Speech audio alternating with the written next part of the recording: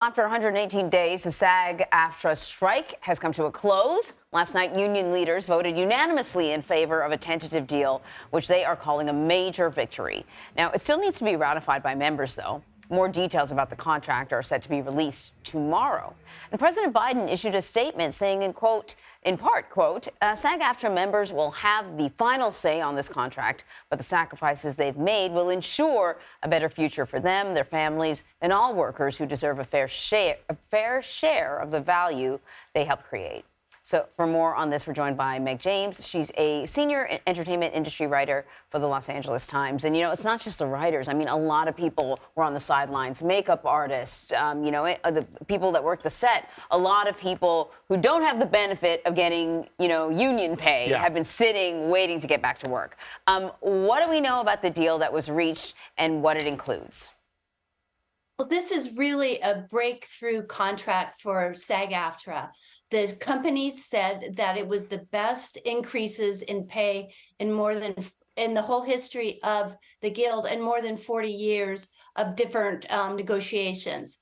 The union entered this contract really worried about profound shifts in the business brought on by the streaming wars.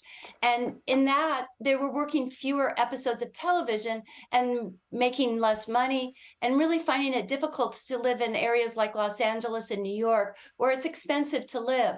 So the contract is expected to actually, for the first time, give performers a small streaming bonus if the shows that they work on have been successful. They also will have higher residuals for all television shows and movies.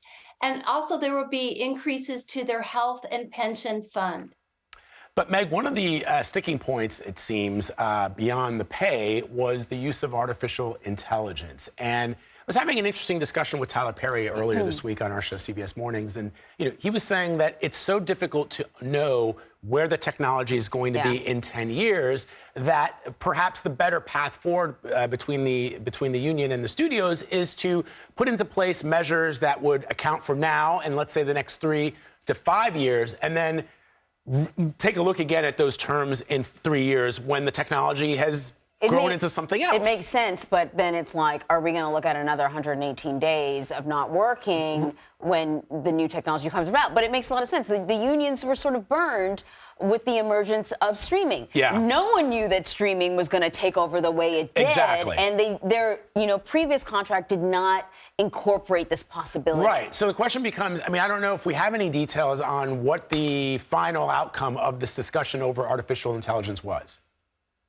Well, we don't know the final details of the artificial intelligence sort of guardrails, but SAG-AFTRA was adamant that they were not going to sign a deal that would allow their members to be replaced by digital images.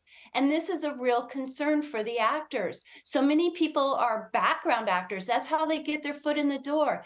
And they were worried that, somebody would be scanned once and then used 10 or 20 times, and their jobs would be lost. There was a lot of pushback on Tyler Perry's remarks because the writers remembered in 2007, 2008, when they went on strike about getting streaming residuals. And the companies at the time said, oh, don't worry about this. It's not that big of the part of the business. And so being burned before, as Anne-Marie said, was really a motivating factor, that they wanted to make sure that they had a blueprint, at least, in this agreement. And I heard that the AI portion is pages and pages of the agreement because the actors were so concerned that this was threatening their livelihood. Very interesting. So, okay. Sorry. Go ahead. You got some. I was going to basically ask what projects are. I know they're getting back to work right away. Some things, and then. Well, yeah. What could we see? Like coming around the bend? Well, this was the reason why the companies were really pushing to get the deal done. In fact, they wanted the deal done a couple of weeks ago. But again, SAG-AFTRA was really adamant that they wanted to make sure that they had protections in this agreement. We expect some comedies, particularly network comedies like for CBS, will go into production right away. Dramas may be a little bit longer. It might take a few weeks to get the soundstage open, reassemble the crews. And also the shows that they had been waiting to cast, actors in, those those will take a few months to get restarted.